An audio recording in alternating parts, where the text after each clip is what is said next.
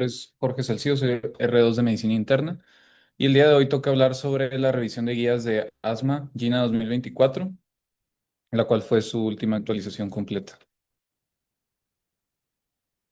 Bueno, vamos a empezar primero con el concepto de asma. ¿Cuál es su definición?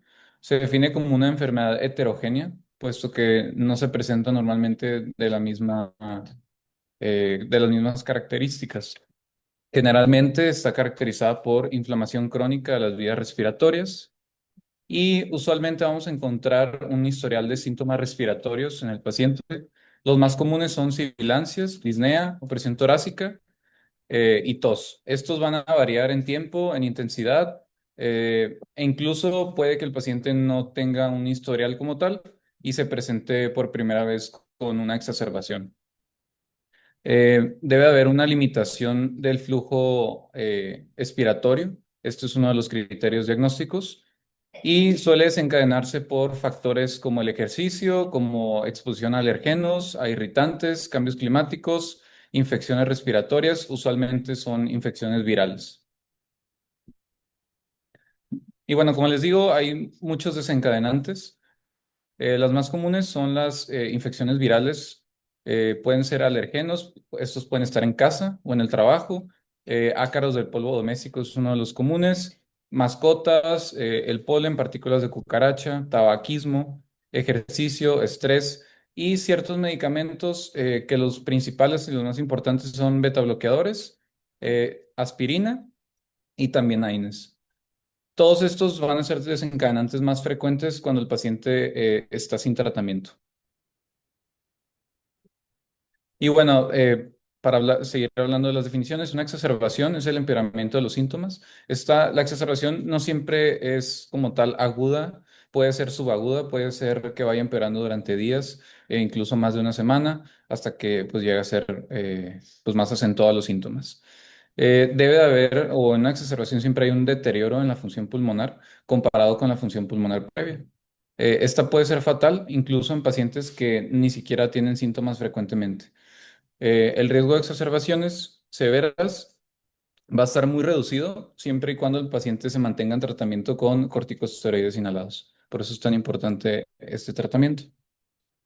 Ahora, para el diagnóstico, la guía nos pone, pues básicamente dos puntos, el cual es que tenga el paciente un historial de síntomas compatibles con asma.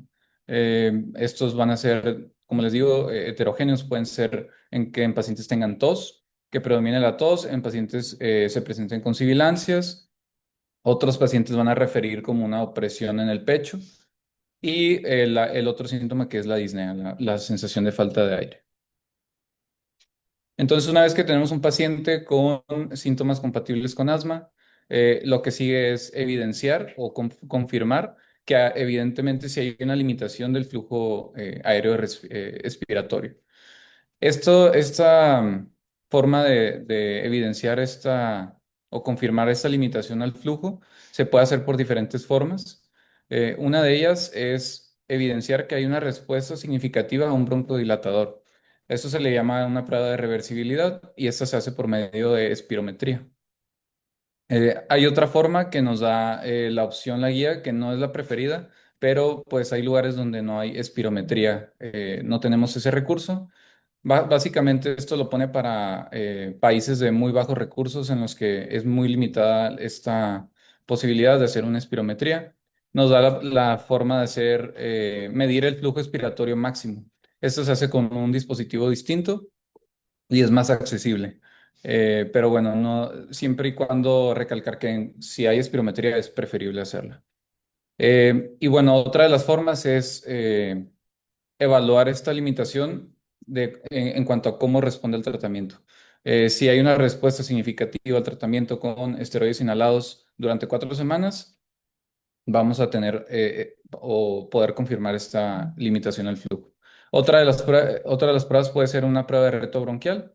Esta se hace con pues varios fármacos que nos dan de opciones. El más común es la metilcolina. Y también otra de las formas es evidenciar una variabilidad excesiva en la función pulmonar entre citas. Entonces, bueno, esto es para cuando queda un poquito más de duda diagnóstica. Si en una primera instancia el paciente a lo mejor no evidenciamos como tal un criterio de que haya una prueba de reversibilidad porque el paciente está sin síntomas en ese momento, pues lo seguimos viendo durante citas y al momento de encontrar esta variabilidad excesiva, esa puede ser otra de las formas de diagnosticarlo. Y bueno, la prueba que más comúnmente hacemos es la prueba de reversibilidad, que es la respuesta significativa a un broncodilatador. En esta prueba vamos a hacer una espirometría inicial y vamos a comparar lo que es el volumen expiratorio forzado en el primer segundo, antes y después de aplicar un broncodilatador. Como les pongo ahí entre paréntesis, se puede hacer el PEF si no hay una espirometría disponible. Pero bueno, pensando que sí hay, vamos a evaluar el volumen expiratorio forzado en el primer segundo. Antes, o sea, inicialmente, luego le vamos a dar un broncodilatador, 200 a 400 microgramos de salbutamol, que es el más utilizado y el más estandarizado, y lo vamos a reevaluar en 15 a 20 minutos y se dice que hay una prueba de reversibilidad positiva si aumenta más de 12% y más o igual a 200 mililitros respecto al valor prebroncodilatador. Y bueno, de la derecha es la prueba básica de espirometría con ese dispositivo. Y la de la izquierda es el otro dispositivo para hacer el PEF. Entonces, se dice que pues este es mucho más accesible para tenerlo en lugares donde no hay espirometría. Sí. Y, y bueno, importante, uno de las cosas que tenemos que evaluar antes de hacer una espirometría es que el paciente desde 4 horas previas no pudo haber utilizado un SABA y desde 24 horas previas no pudo haber utilizado uno de los LAVA. Y específicamente la guía nos hace la indicación de que bilanterol o indicaterol no se puede ver utilizado por su mecanismo de acción más prolongado durante 48 horas antes. Y bueno, nos pone un flujograma aquí, la guía para el diagnóstico, que básicamente es, al inicio tenemos un paciente con síntomas respiratorios crónicos que son compatibles con asma. Entonces, pues tenemos que hacer una historia clínica, evaluar antecedentes de atopia, antecedentes de enfermedad de asma en la familia. Y bueno, una vez que ya confirmamos eso y que el paciente evidentemente sí cumple un cuadro típico de asma, pues bueno, tenemos que evaluar si el paciente ya está tomando tratamiento con esteroides inhalados. En caso de que no, podemos seguir al diagnóstico. Si el paciente tiene síntomas graves, en ese momento pues tendríamos que irnos hacia tratar la exacerbación con los medicamentos de rescate.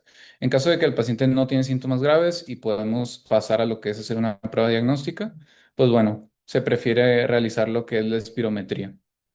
Entonces, bueno, hacemos la espirometría, confirmamos el diagnóstico y ya que tenemos todo esto, pues ya podemos pasar a lo que es un tratamiento como tal de asma. Ahora, como para ir definiendo, previo a pasar al tratamiento, sobre cómo evaluamos el control del asma, estos criterios no han cambiado desde hace mucho tiempo, básicamente desde antes de las guías 2014. Y esto se dice que se evalúan las 4 semanas previas a una vez que ya empezamos el tratamiento. Y son 4 criterios. Uno es si el paciente tiene más de 2 síntomas, bueno, síntomas diurnos durante más de 2 días de la semana. Si ha tenido algún despertar por la noche, es uno de los criterios importantes durante estos últimos 4 semanas. Si ha precisado de medicación de rescate más de 2 veces por semana. Y si tiene él alguna limitación a la actividad debido a síntomas de asma. Si no tiene ninguno de estos, es que está bien controlado. Si tiene uno o dos, es que está parcialmente controlado. Y si tiene tres o todos los criterios, es que está en mal control y es que hay que modificar tratamiento. Y bueno, ahora en cuanto a cuáles son los objetivos de estas guías 2024, es siempre mejorar los resultados a largo plazo. ¿Y cómo quiere mejorar esto? Controlando uno, los síntomas, y dos, minimizar todos los riesgos que conlleva el asma. Síntomas, la guía trata de que haya pocos o incluso ningún síntoma de asma y en caso de que haya, que se alivien rápidamente. Que el paciente tenga buena calidad de vida, esto siempre poniéndole mucha importancia al sueño del paciente, que no tenga trastornos en el sueño, que no se levante durante la noche con síntomas y que el paciente pueda realizar actividad física sin problemas. ¿Y cómo minimiza el riesgo? Pues evitar lo más que se pueda las exacerbaciones, mejorar la función pulmonar personal, o sea, individual del paciente, no, que el paciente no requiera corticosteroides orales de mantenimiento y que no tenga o que tenga los mínimos efectos adversos de los medicamentos secundarios.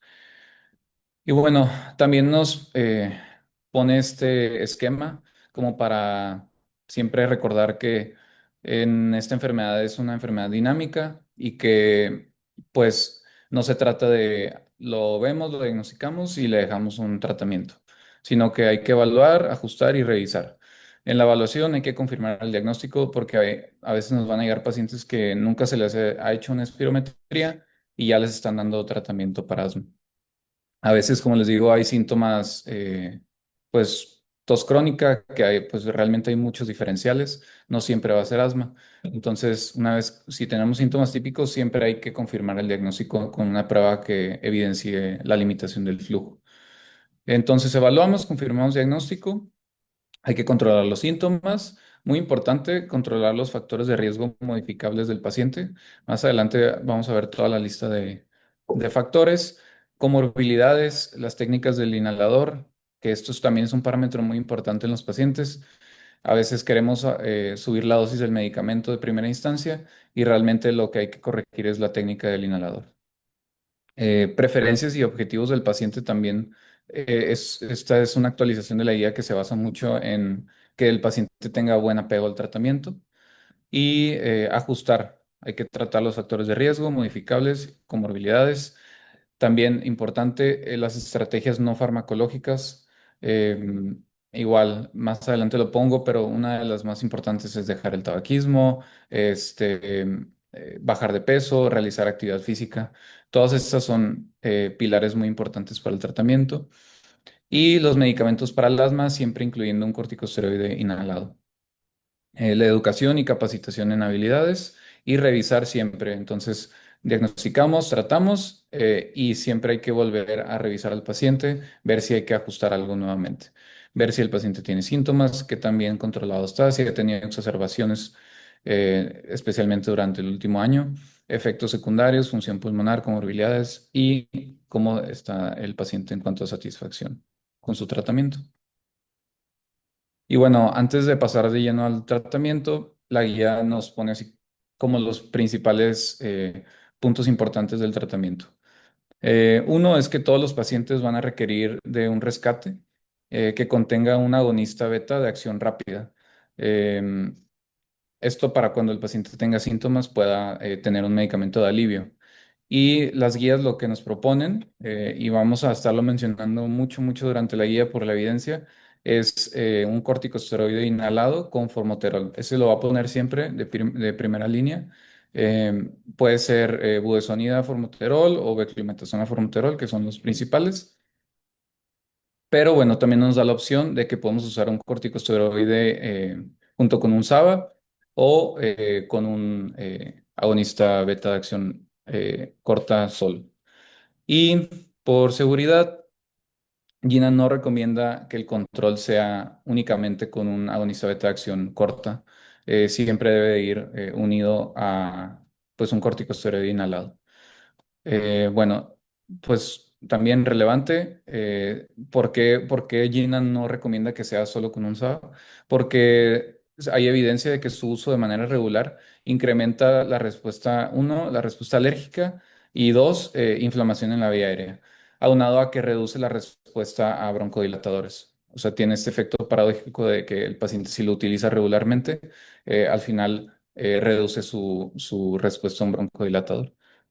Y bueno, hay evidencia también de que el sobreuso de los broncodilatadores de acción corta más de 3 frascos con 200 dosis cada una en un año está asociado a un riesgo incrementado de exacerbaciones severas y más de 12 frascos, o sea, más de uno al mes, se asocia a un riesgo incrementado de muerte por asma. Otros puntos importantes, las guías nos da la opción preferida, así como alternativas. Es como un cambio que hubo. En esta nueva guía nos da como dos caminos que podemos tomar. El más recomendado, que es el camino uno, pero bueno, también nos da el camino 2, que también es válido. Eh, Siempre la guía se basa en que el tratamiento uno o el camino uno es más efectivo para reducir exacerbaciones y aparte es más conveniente para el paciente, lo que nos da mayor apego al tratamiento y pues al tener más apego pues va a haber menos exacerbaciones y menos eventos adversos por asma. Y bueno, como les digo, son dos caminos, cada uno se muestra como por pasos. Cada paso indica el nivel de intensidad y como vamos a como vamos a ir viendo, pues va avanzando por pasos dependiendo del control del- de la enfermedad. Y bueno, para aclarar también un poquito antes, hay categorías de tratamiento, las de control, que básicamente son los medicamentos que contienen corticosteroides inhalados. Estos, su efecto es que van a reducir la inflamación, van a controlar los síntomas, reducen el riesgo de tener exacerbaciones y también son los que nos apoyan con evitar un deterioro en la función pulmonar a largo plazo. En GINA, el principal más recomendado es el corticosteroide inhalado unido a formoterol, que es el medicamento base de control.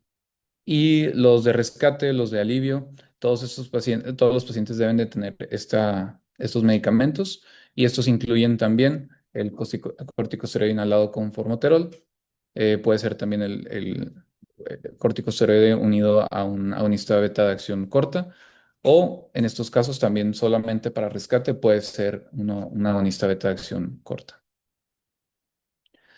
Y hay una nueva terminología que se empezó a incluir desde 2019, que básicamente pues nos sirve para entender un poquito más el tratamiento por pasos.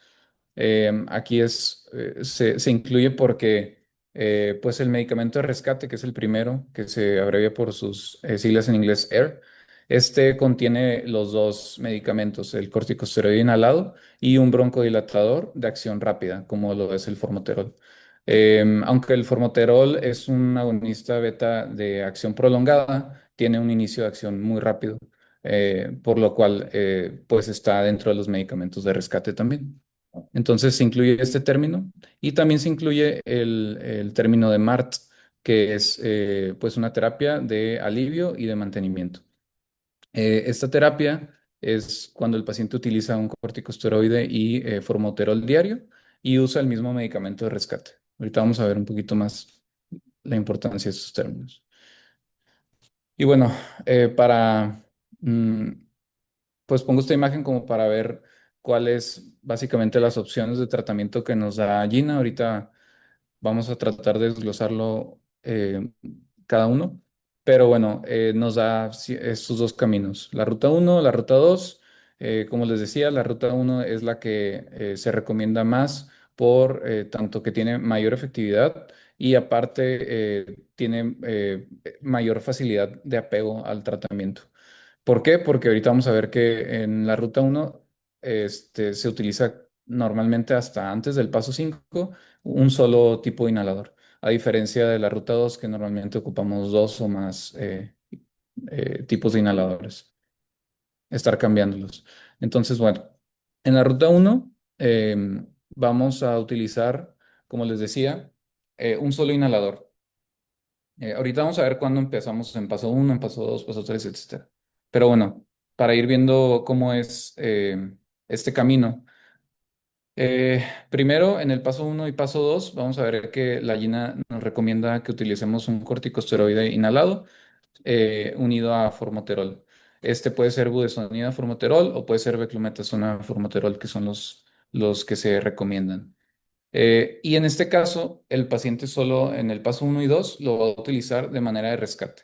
Aquí no es usarlo de manera diaria, Solamente se usa en caso de síntomas. Aquí no hay terapia de mantenimiento. Y si no es hasta el paso 3 en el que el paciente ya lo vamos a utilizar de mantenimiento, no hay necesidad de cambiar de inhaladores. El paciente no necesita comprar otro, pasa directamente al paso 3. Únicamente vamos a cambiar el esquema. Vamos a dar la terapia de mantenimiento y aparte el mismo inhalador como terapia de rescate. Y bueno.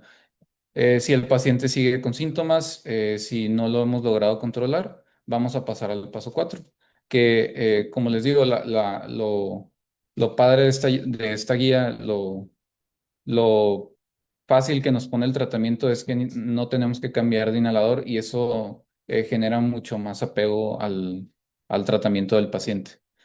Aquí en el paso 4 vamos a subir la dosis. A una dosis media de corticosteroide y vamos a seguir utilizando el medicamento de rescate con el mismo inhalador. Sí, y ya no es hasta el paso 5 en el que hay que referir al paciente. Esto es un asma grave o un asma de difícil control, en el que pues hay que hacer una fenotipificación de la enfermedad.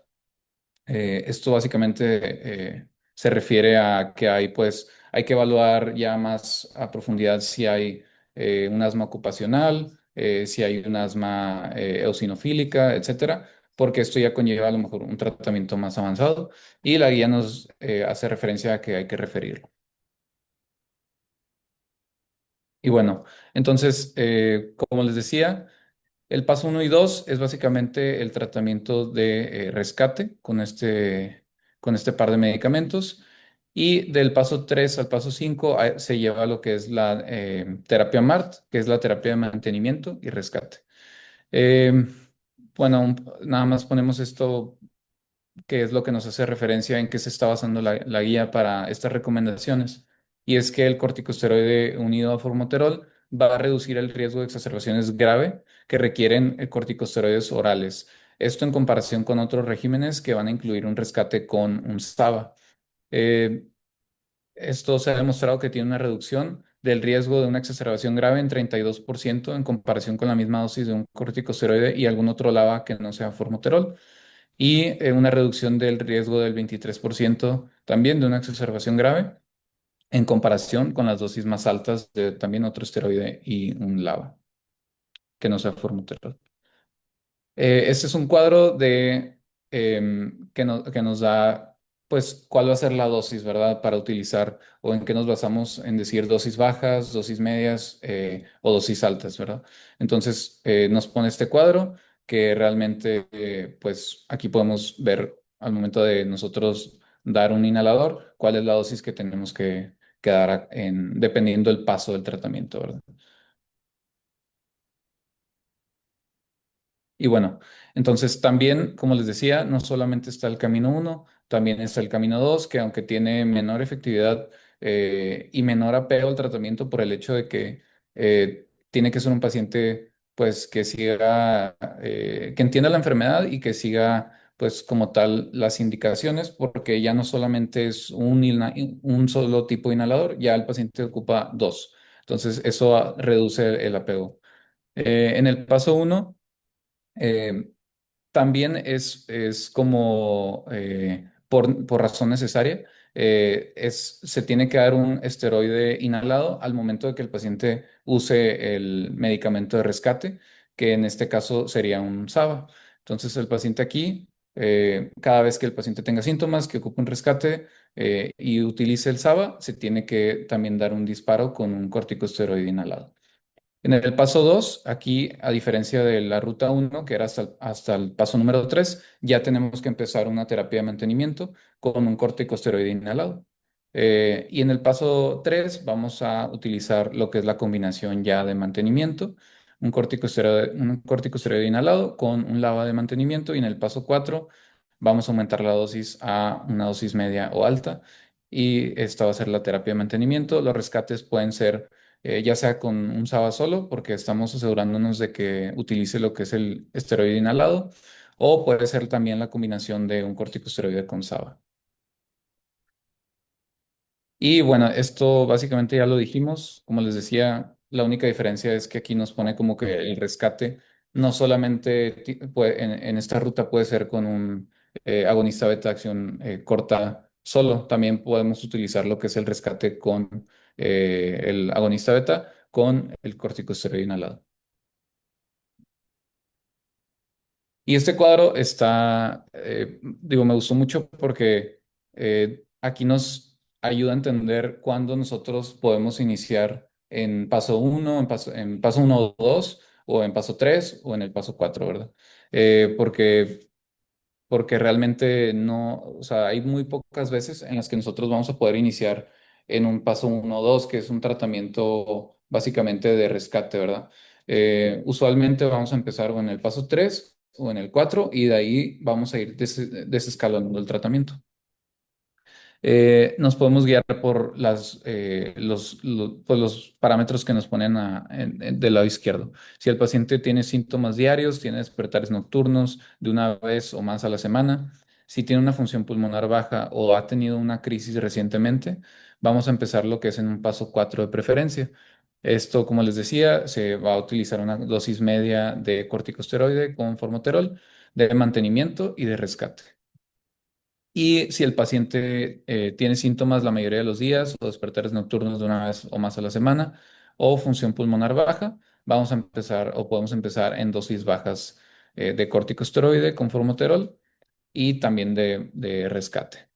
Y solamente en los casos de que podemos iniciar a lo mejor con un paso uno o 2, es cuando el paciente tiene menos de síntomas 3 a 5 veces a la semana y una función pulmonar casi normal. Solo en estos casos vamos a poder dar el tratamiento de rescate o por razón necesaria, siempre incluyendo, como les decía, un corticosteroide inhalado. Ya no se usa el tratamiento de un agonista beta de manera sola desde hace mucho.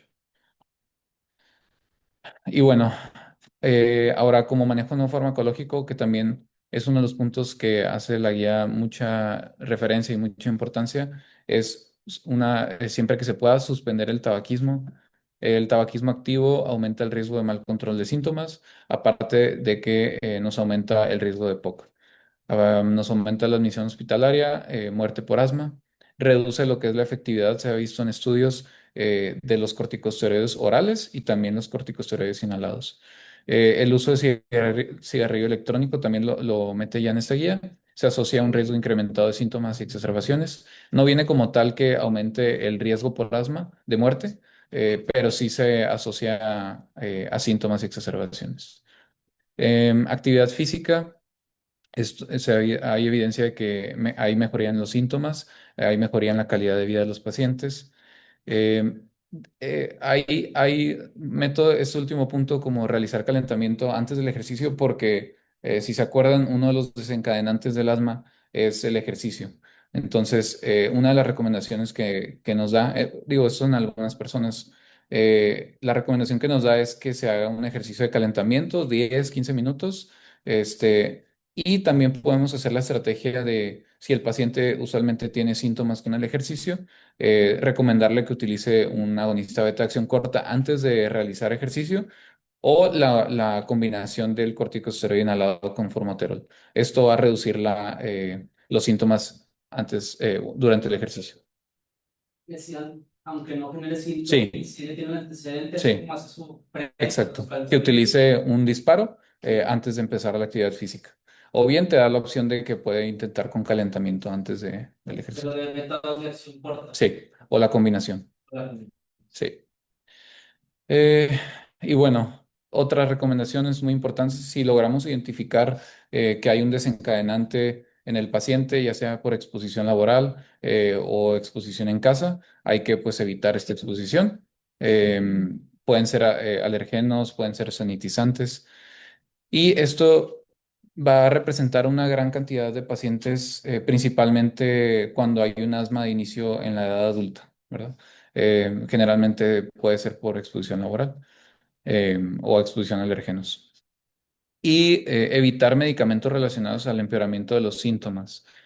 Unos de los medicamentos que se han visto implicados en las exacerbaciones y en los síntomas son uno, la aspirina, otro, los AINES, que pueden incluso causar exacerbaciones severas en algunos pacientes, y los beta bloqueadores. Es importante de comentar que la guía nos especifica que no están totalmente contraindicados, pues principalmente por el uso de aspirina en pacientes con enfermedad cardiovascular. No nos comenta que no, o sea, que están contraindicados totalmente. No es así. Siempre hay que valorar el riesgo-beneficio. Igual los beta bloqueadores. Mm, pues a lo mejor, si no puede cambiar de trabajo, protección personal. Creo que sería lo más recomendable. El uso de cubrebocas, sí. La verdad no lo vi como tal. O sea, bueno, lo comentan como evitar la exposición. A lo mejor una de las estrategias, pues, implícitamente es eso. Sí, sí.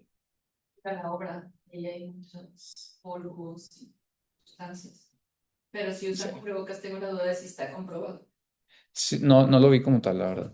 O sea, realmente no lo encontré en la guía que viniera que como tal el uso de cubrebocas reduzca las exacerbaciones o algo así. No, Y tampoco igual como con el ejercicio, no, una no dosis de venía, exposición. no, no venía eso.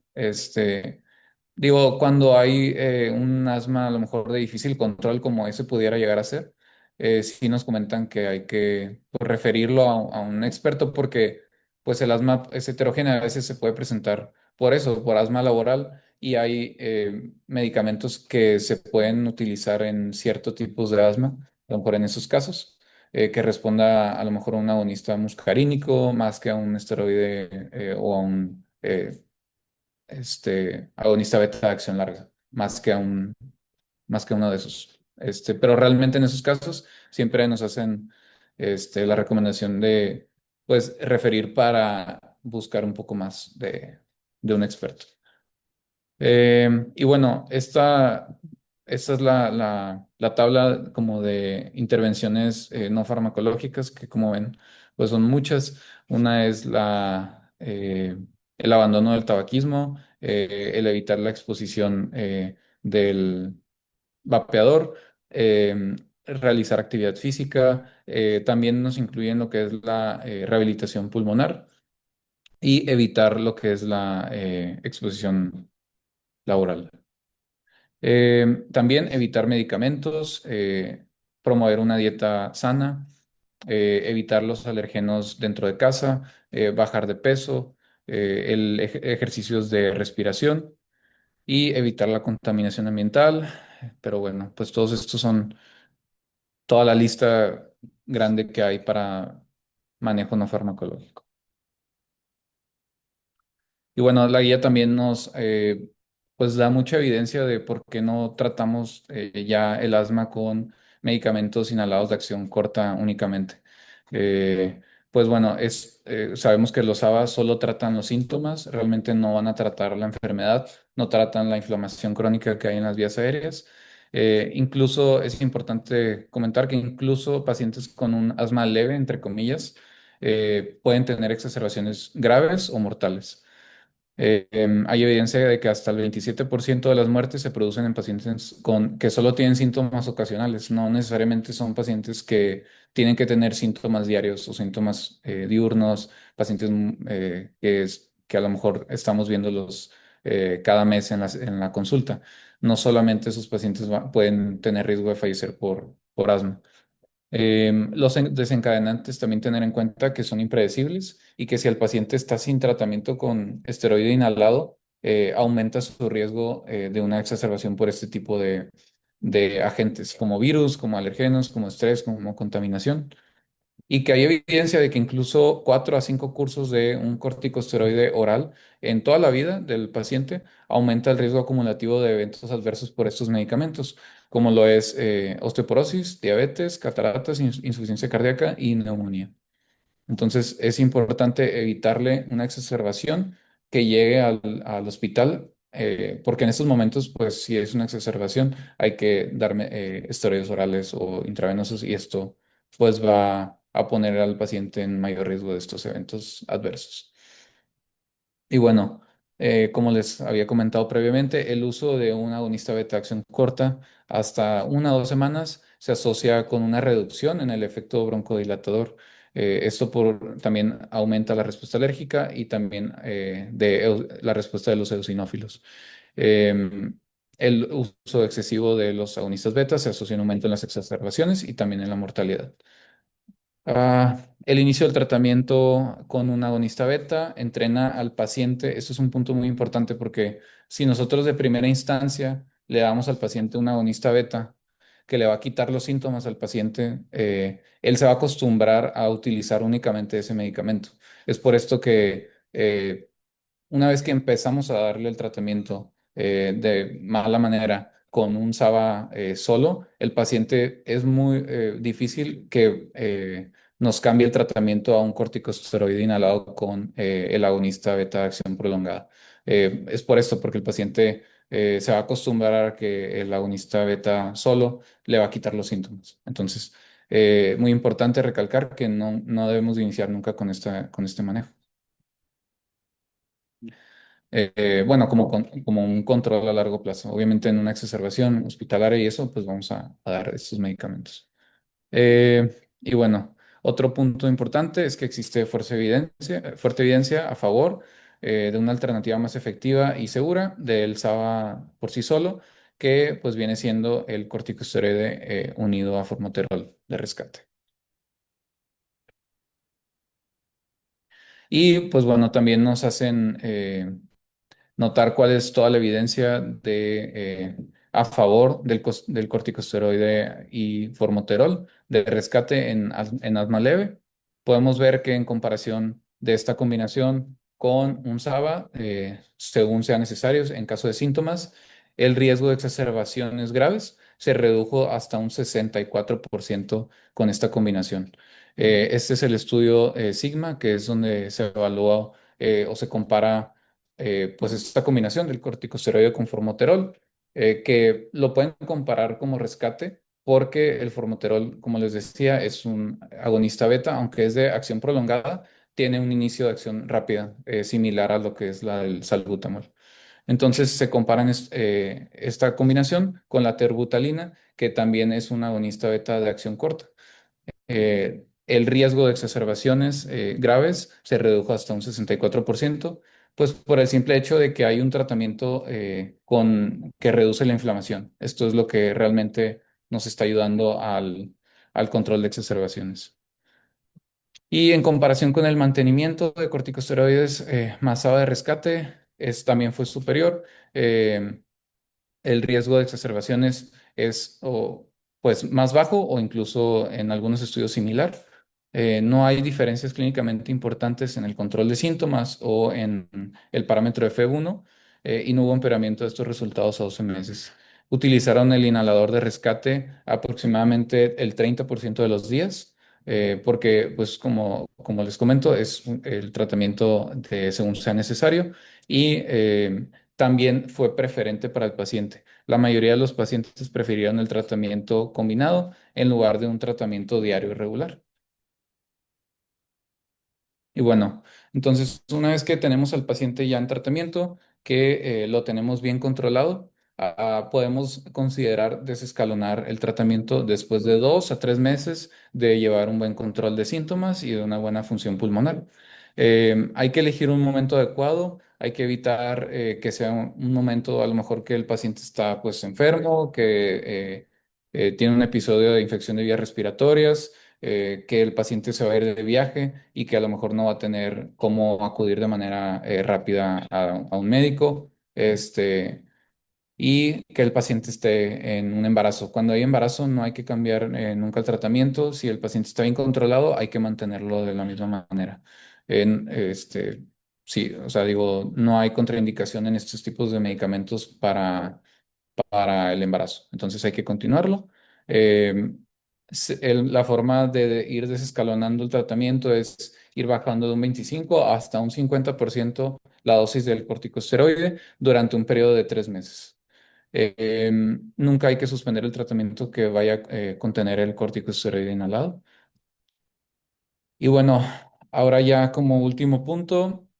Vamos a pasar pues cuando hay exacerbaciones, que es básicamente, pues donde a lo mejor lo vamos a ver más comúnmente nosotros en el ámbito hospitalario. Una exacerbación es el incremento de síntomas de disnea, de tos, sibilancia, supresión torácica, pero que está acompañado de un deterioro progresivo en la función pulmonar. Usualmente van a ocurrir tras una exposición a un alergeno, a una infección viral, a un medicamento, a cualquiera que sea el desencadenante. Y debemos de identificar, esto también es algo bien importante, a los pacientes que tienen riesgo incrementado de muerte por una exacerbación. O sea, todos los pacientes tienen riesgo de mortalidad, pero hay cierta población de pacientes con asma que su riesgo se exponencia.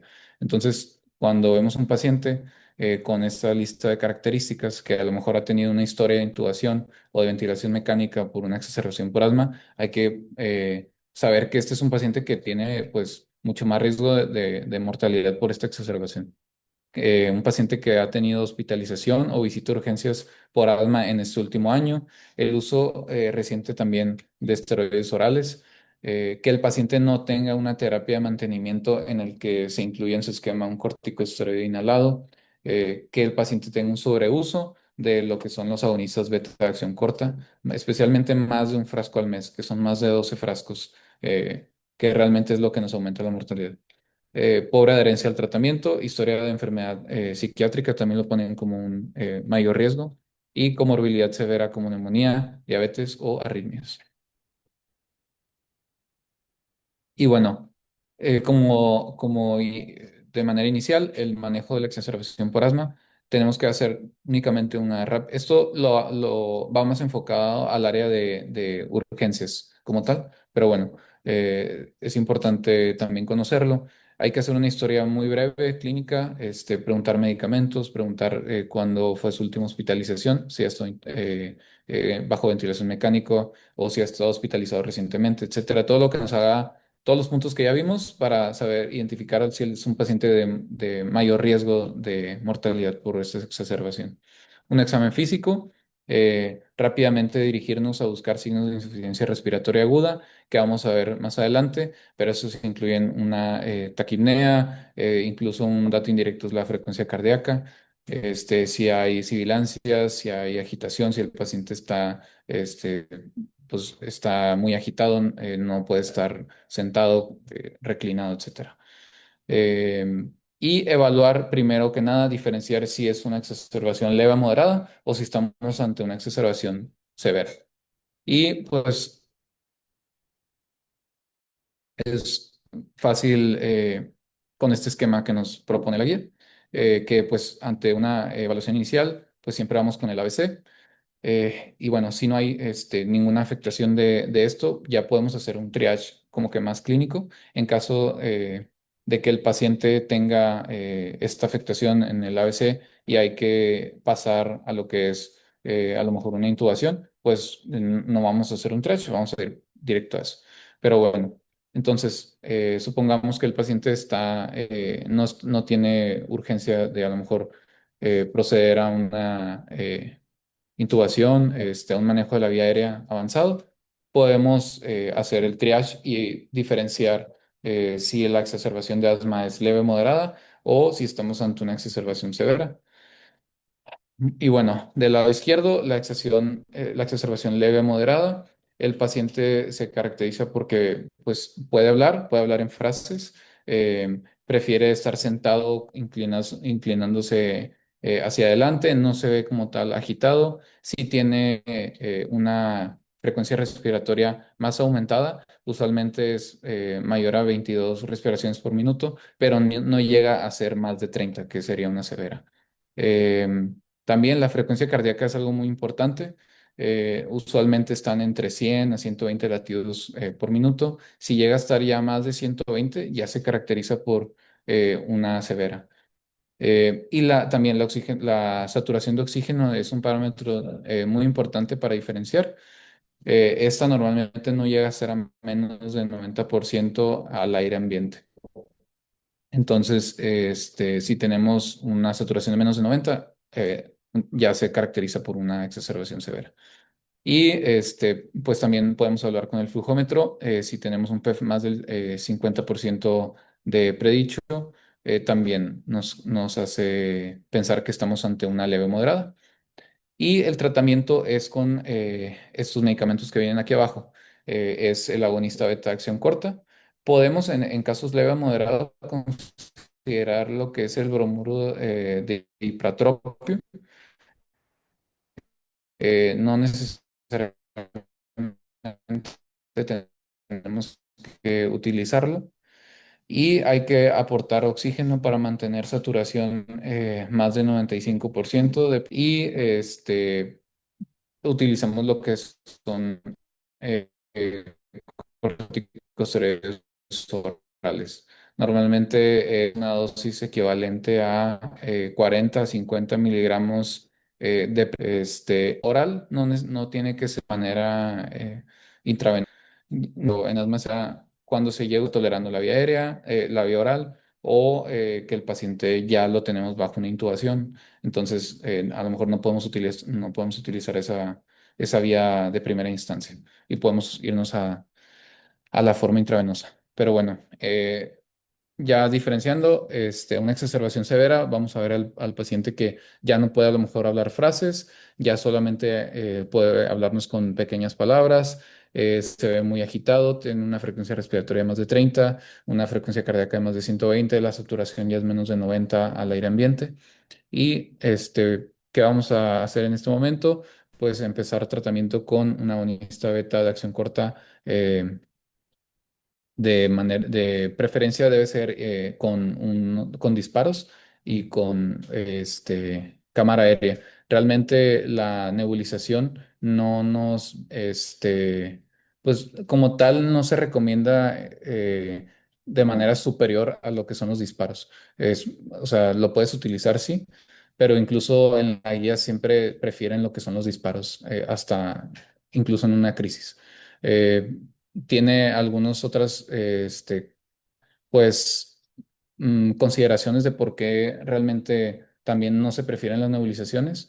Es porque pues también nos genera partículas aéreas y si el paciente a lo mejor llegó por una exacerbación, por una infección de vías respiratorias, pues puede contaminar el ambiente. Y bueno, aquí sí tenemos que utilizar lo que es bromuro de ipratopio, el oxígeno suplementario para mantener la saturación de 93-95. Y podemos utilizar, como les decía, los esteroides orales o intravenosos. Ninguno son superiores a otros. Siempre que podamos usar vía oral, se prefiere vía oral. Si no podemos, como les digo, podemos usar intravenosos sin ningún problema. Y ya empezamos a utilizar también lo que es el sulfato de magnesio intravenoso como terapia adicional en caso de que no responda a este tratamiento inicial y aumentar la dosis de corticosteroide. Y bueno, puntos importantes en la exacerbación. Como les decía, el esteroide oral al intravenoso realmente no hay ninguna diferencia en cuanto a su efectividad ante una crisis de asma. La dosis que tenemos que utilizar es la equivalente a prednisolona, 50 miligramos diarios. em, y también podemos utilizar hidrocortisona, 200 miligramos diario. Esta es dividida en dosis divididas, pues. La duración. También es importante, no hay realmente superioridad en dar 10 a 14 días más que 5 a 7. Entonces, la recomendación de la guía es que sea de un curso corto de 5 a 7 días, porque realmente es tan efectivo como darlo hasta 2 semanas. Y después de una exacerbación es importante, se prefiere egresar al tratamiento al paciente con una terapia siempre de mantenimiento, basada en el corticosteroide inhalado, como ya vimos, unido a formoterol. Y pues creo que sería todo. No sé si hay alguna duda. Cuando salen del hospital, ¿en qué paso estás? Es dosis medias o altas de corticosteroides, es paso 4 o 5. Y tomando en cuenta que el costo de los medicamentos, ¿sabes cuál es? Pues em, no, no, no estoy tan seguro cuál sea el costo, pero sé que sí es pues mucho más caro, que es el Vanair. Ese es el que es la unión de corticosteroide inhalado con formoterol. Y pues sí, realmente no revisé como tal el costo, pero sé que es más caro y la guía lo menciona, eh, que la unión de un corticosteroide con un agonista beta que no sea formoterol, pues. Entonces, sí, sí, Sí, sí. realmente. Entonces, no, o sea, aunque sea Banner u otra marca, andan más o menos del mismo precio. Entonces, Ok. tomando en cuenta eso, ¿qué harías con la población? El 80% de los mexicanos que no pueden pagar más de 1,000 pesos de un medicamento por mes. Pues digo, siempre tenemos que incluir, a lo mejor sí es más costoso o sea, sí es costoso el corticosteroide inhalado, pero pues realmente la base del mantenimiento, o sea, el mantenimiento del asma y para evitar exacerbaciones es realmente un corticosteroide inhalado eh, de mantenimiento. Entonces, pues eso, o sea, dar la terapia. El terror fluticasón. Ese también, o sea, digo, la guía o sea, lo puedes utilizar, salmeterol fluticasona, sin ningún problema. Eso viene en el camino 2 de la guía y es válido, o sea. Más que no lo encuentras fácilmente en farmacias. O sea, esta marca que tenemos que a lo mejor pueda llegar a ser más barata, 500 600 pesos. O sea, como que es cara. Ya ves que a veces tenemos en los hospitales públicos y a veces de plano. Sí, No. sí, o sea, sí, es un tratamiento caro el del asma. O sea, no está para cualquier paciente. Y sí, la venta del esteroide inhalado solo, pues de la cuestión que es para pacientes con asma, de inhalación oral, no es tan costosa como los que son internacionales. De subir a ver sola. Ah, sí, la verdad, la condición se puede costar 100 pesos, en farmacia, entonces, pues sería una opción de dar los medicamentos por separado. La verdad, el esteroide inhalado y ya la butamol, por ejemplo, que también es barato, como rescate. Nada más que el salbutamol no se recomienda. Solo se recomienda en el paso uno del camino 2. O sea, solo es muy limitado el uso como Si tienes solo. nada más barato salbutamol y budesonida, ¿qué haces? ¿Usas pura budesonida? ¿O cada disparo de budesonida das salbutamol? Sí, o sea, de hecho la guía en el paso 2 te dice, siempre que utilices el salbutamol, tienes que dar un disparo con el corticosteroide. Entonces, eso sería una estrategia. Esas opciones, Ujú. sí. ¿Y el uso de la cámara espaciadora? Pues realmente, pues la guía siempre recomienda que se utilice una cámara espaciadora para el tratamiento porque pues mejora la dosis efectiva como tal del tratamiento. Sí, la dosis efectiva. El chat preguntando a la doctora Caro.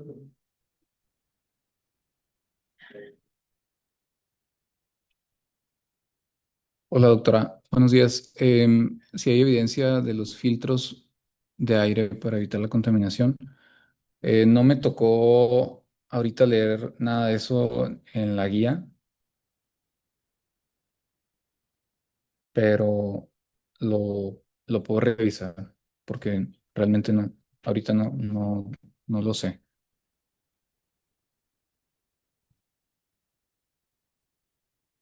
Creo que esta guía todos la han leído. Sin embargo, aunque la leas y la entiendas, ya en el momento de prescribir es como la dificultad. Entonces, creo que deberías de hablar también de, ok, este trae esto, este medicamento, es el Valium, que es el más común, ¿verdad? Hay estas presentaciones y se usaría en paso uno estas inhalaciones, en paso 2 estas inhalaciones, así. Ok. Porque yo he visto muchísimos estudiantes que la leen y en el momento que les pregunto, ok, ¿cómo lo vas a recetar? Idea, nunca he podido. No me ha tocado una sola persona que lea esto y sepa escribirlo ya en la receta. Entonces, creo que queda todavía esa parte por comentar para que todos que escuchemos esta clase realmente ya nos sintamos seguros Escribirlo. Ok. de anotarlo. O Ah, sea, a lo mejor como que casos rápidos y con sus recetas, etcétera, ya más aterrizado a la realidad. ok, de acuerdo.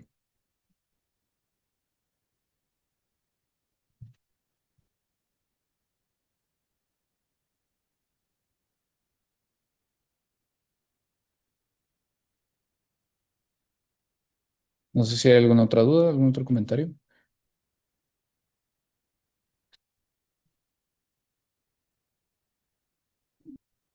Bueno, en caso de que no haya más dudas, creo que podemos dar por terminada la sesión. Muchas gracias a todos por conectarse.